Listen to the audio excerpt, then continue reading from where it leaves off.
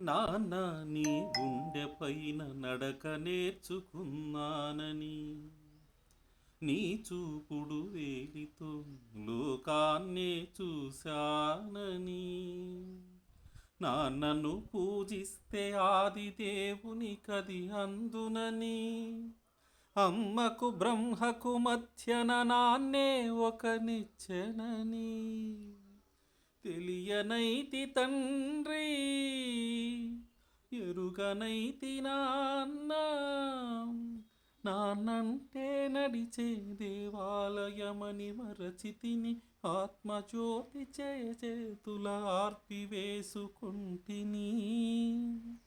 మరచిపోయి కూడా నన్ను మన్నించొద్దమ్మా, కలనైనా నన్ను కరుణించొద్దు నాన్న.